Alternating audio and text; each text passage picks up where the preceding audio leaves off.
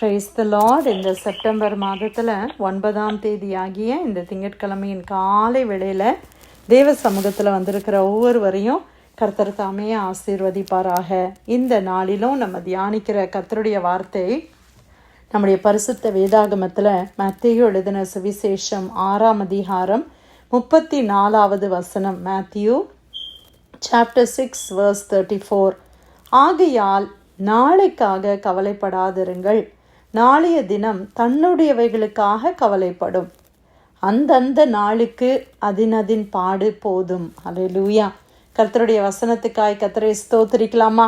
நாளைக்காக நம்ம என்ன செய்யக்கூடாது? கவலைப்படக்கூடாது. நம்ம 6ஆம் அதிகாரத்தில் 25வது வசனம் முழுத்திலிருந்து 34 இந்த 10 வசனங்களுமே ஆண்டவர் எதை குறித்து எழுதுகிறார் அப்படின்னு பார்த்தீங்கன்னா, கவலைப்படாதீங்க அப்படின்னு எழுதுகிறார். இன்னைக்கு காலையில் இந்த ஜெபத்துக்கு வந்திருக்கிறோம்.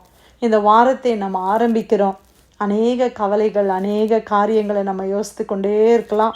ஆனால் தேவன் இன்னைக்கு என்ன சொல்லுகிறார்? கவலைப்படாத மகளே, கவலைப்படாத மகனே என்று சொல்லுகிறார். ஆமென். ஒரு சில வசனங்களை நான் வாசிக்கிறேன். எண்ணத்தை உண்போம், எண்ணத்தை குடிப்போம் என்று உங்கள் ஜீவனுக்காகவும், எண்ணத்தை உடுப்போம் என்று உங்கள் சரீரத்துக்காகவும் கவலைப்படாதிருங்கள் என்று உங்களுக்கு சொல்லுகிறேன். ஆகாரத்தை பார்க்கிலும் ஜீவனும், உடையை பார்க்கிலும் சரீரமும் விசேஷித்தவைகள் அல்லவா? ஆகாயத்து பட்சிகளை கவனித்து பாருங்கள், அவைகள் விதைக்கிறதும் இல்லை, அறுக்கிறதும் இல்லை, களஞ்சியங்களில் சேர்த்து வைக்கிறதும் இல்லை, அவைகளையும் உங்கள் பரமபிதா பிழைப்பூட்டுகிறார். அவைகளை பார்க்கிலும் நீங்கள் விசேஷித்தவர்கள் அல்லவா? என்ன உண்போம், என்ன குடிப்போம், என்ன உடுத்துவோம், இன்றைக்கி என்ன ட்ரெஸ் வேர் பண்ணுறது, இன்றைக்கி நிறைய பேருக்கு அதுவே ஒரு கவலை இல்லையா? என்ன சமைக்கிறது, பிரேக்ஃபாஸ்ட்டுக்கு என்ன பண்ணுறது, லஞ்சுக்கு என்ன பண்ணுறது, பிள்ளைங்களுக்கு ஸ்நாக்ஸ் இல்லையே, டைம் இல்லையே, போய் வாங்குறதுக்கு இது இல்லையே, அது இல்லையே, என்ன செய்ய போகிறேன்? இதுவே ஒரு பெரிய கவலையாக, பெரிய ஸ்ட்ரெஸ்ஸாக அநேகருக்கு இன்றைக்கி காணப்படுகிறது. ஆண்டவர் சொல்கிறாரு, இதெல்லாம் குறித்து கவலைப்பட வேண்டாம். ஜீவனுக்காக கவலைப்பட்டால் பரவாயில்ல, எதுக்காக? உன் சரீரத்துக்காக நம்ம கவலைப்படணும் அப்படின்னு ஆண்டவர் கேட்கிறார். ஆகாயத்து பட்சிகள், இன்னைக்கு பறவைகளை கவனித்து பாருங்கள். அவங்க என்ன செய்யறதில்ல, விதைக்கிறதில்ல, அறுக்கிறதில்ல, சேர்த்து வைக்கிறதில்ல.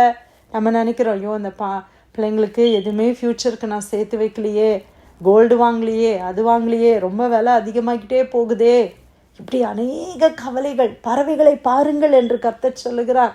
அது எதாவது சேர்த்து வைக்குதா? அதனுடைய குஞ்சுகளுக்காக அது எதாவது சேர்த்து வைக்குதா? அந்தந்த டைமில் அதுக்கு என்னென்ன தேவையோ ஆண்டவர் அதுக்கு கொடுக்குறாரு. அப்படி தானே பிரியமானவர்களே? திமிங்கலங்களை குறித்து ஆண்டவர் என்ன சொல்கிறாரு? அது வாய்களை திறக்கும். தேவன் கொடுக்கறதுக்காக வெயிட் பண்ணுது. அந்தந்த டைமுக்குரிய ஃபுட்டு கர்த்தர் எப்படி கொடுக்குறாருல? ஒரு காகமாக இருக்கட்டும், குருவியாக இருக்கட்டும், காட்டில் இருக்கிற சிங்கமாக இருக்கட்டும், புலியாக இருக்கட்டும், மானாக இருக்கட்டும், எல்லாத்துக்கும் ஆண்டவர் என்ன செய்கிறாரு? அந்தந்த தேவைகளை கர்த்தர் பூர்த்தி செய்கிறார். அவைகளை பார்க்கிலும் நீங்கள் விசேஷமானவர்கள் அல்லவா? காட்டில் இருக்கிற புலி, சிங்கம், மானு, குருவி இதெல்லாத்தையும் பார்க்கிலும் நம்ம விசேஷமானவர்கள் கிடையாதா? அப்போ நம்ம ஏன் இதுக்காகலாம் கவலைப்படணும்? ஏதாவது மிருகம் கவலைப்படுதா? நான் இன்றைக்கி என்ன வேட்டையாடி சாப்பிடுவேன், நான் என்ன பண்ண போகிறேன்? ஒன்றுமே இல்லை. அது பாட்டுக்கு அதோடைய லைஃப்பை போயிட்டே இருக்குது. ஆண்டவர் ப்ரொவைட் பண்ணுறாரு, சாப்பிடுது இல்லையா? நம்மளும் அப்படியாக கர்த்தரை டிபெண்ட் பண்ண பழகி கொள்ள வேண்டும். கவலைப்படுகிறதுனால் உங்களில் எவன் தன் சரீர அளவோடு ஒரு முழகத்தை கூட்டுவான்? உடைக்காக நீங்கள் கவலைப்படுகிறது என்ன? காட்டு புஷ்பங்கள் எப்படி வளர்கிறது என்று கவனித்து பாருங்கள். அவைகள் உழைக்கிறதும் இல்லை, நூற்கிறதும் இல்லை. என்றாலும் சாலமோன் முதலாய் தன் சர்வ மகிமையிலும் அவைகளில் ஒன்றை போலாகிலும் உடுத்தி இருந்ததில்லை என்று உங்களுக்கு சொல்கிறேன்.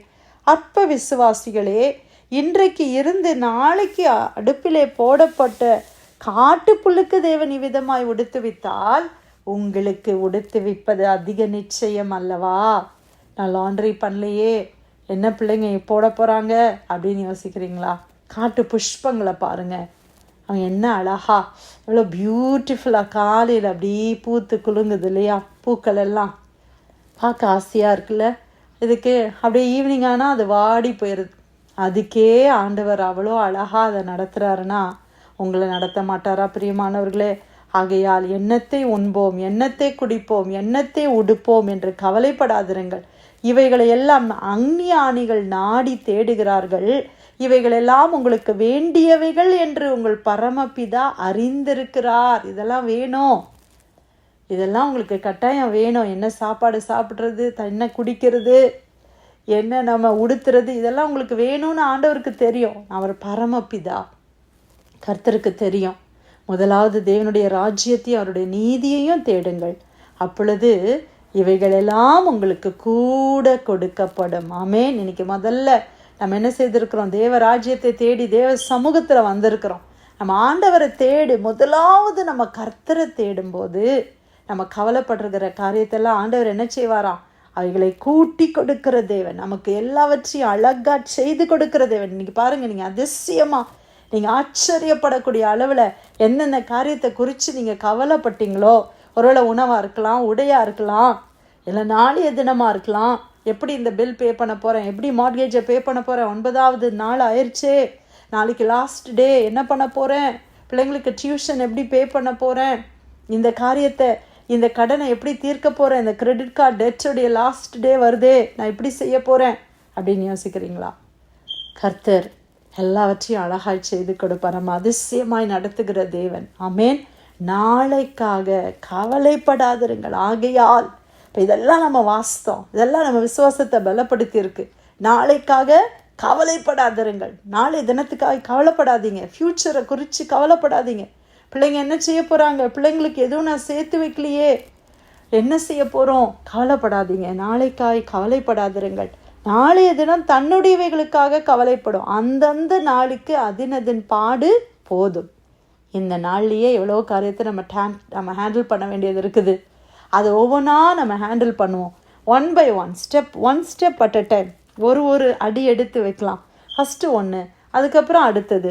ஒருவேளை நிறைய லிஸ்ட் இருக்கலாம். காரை ஃபிக்ஸ் பண்ணணும், அதை பண்ணணும், இதை பண்ணணும், பிள்ளைங்களை அங்கே கூட்டிகிட்டு போகணும், இங்கே கூட்டிகிட்டு போகணும், ஒருத்தர் அங்கே கூட்டிகிட்டு போகணும், ஒருத்தர் அங்கே கூட்டிகிட்டு போகணும். எப்படி ஆண்டவரே எல்லாத்தையும் ஜகிள் பண்ண போகிறேன், எனக்கு தெரியலையே அப்படின்னு யோசிக்கிறீங்களா? ஒவ்வொன்றா நம்ம செய்கிறதுக்கு ஆண்டவர் பேலன் கொடுப்பார். ஹல்லேலூயா. நம்ம என்ன செய்ய போகிறது கிடையாது, கவலைப்படுறது கிடையாது. கவலையெல்லாம் தூக்கி எறிஞ்சிட்டு, ஆண்டவரே நீங்கள் என்னுடைய தகப்பன். ஒரு பிள்ளை இன்னைக்கு காலையில் பிள்ளைங்க எழும்பும்போது கவலைப்படுவாங்களா? மம்மி என்ன பிரேக்ஃபாஸ்ட் வச்சுருப்பாங்க, என்ன லஞ்ச் வச்சுருப்பாங்க, எனக்கு என்ன ஸ்நாக் பேக் பண்ண போகிறாங்கம்மா, பிள்ளைங்க கவலைப்படுவாங்களா? எல்லாம் அவங்க கவலையே படுறது கிடையாதுல்ல. அம்மா எழுப்புவாங்கன்னு தெரியும், அம்மா என்னைய கரெக்டாக ட்ரெஸ் பண்ணிடுவாங்க, ஸ்கூல் பஸ்ஸில் கொண்டு போயிடுவாங்க, இல்லை கொண்டு போய் விட்டுருவாங்க, இப்போ எனக்கு ஃபுட்டு கிடைக்கும். அந்த பிள்ளைங்க கவலைப்படுறதில்ல. ஏன் கவலைப்படுறதில்ல? எங்கள் அம்மா இதை பார்த்துப்பாங்க, எங்கள் அப்பா இதை பார்த்துப்பாங்கன்னு அந்த பிள்ளைங்க நம்புகிறாங்க. அதை தான் ஆண்டவர் சொல்கிறாரு, நான் உன்னுடைய பரமபிதாவாக இருக்கிறேனே, நீ ஏன் என்னைய நம்பலை அப்படின்னு ஆண்டவர் கேட்குறார். உண்மைதானே? நம்ம நிறைய நேரம் பெருசானோன்னா அடல்ட் ஸ்டேஜில் வந்த உடனே நம்ம ஃபாதர் காடில் ஆண்டவர் நமக்கு தகப்பன், ஆண்டவர் நமக்கு தாயாக இருக்கிறார். அந்த பிள்ளைங்க எப்படி கவலைப்படாமல் அவங்க இருக்கிறாங்களோ, அந்த மாதிரி நம்மளும் தேவனை சார்ந்து கொள்ளும்போது நம்முடைய பரமபிதா நிச்சயமாக நம்முடைய தேவைகளை சந்தித்து அவர் நடத்துவார். அல்லேலூயா. இந்த காலை வேளையில் கர்த்தர் கொடுத்த இந்த அருமையான வசனம் மத்தேயு 6:34 ஆகையால் நாளைக்காக கவலைப்படாதிருங்கள், நாளைய தினம் தன்னுடையவைகளுக்காக கவலைப்படும், அந்தந்த நாளுக்கு அதன் பாடு போதும். கர்த்தர் கொடுத்த வார்த்தைக்காய் நன்றி செலுத்தி யாராவது நம்ம ஜெபிக்கலாமா?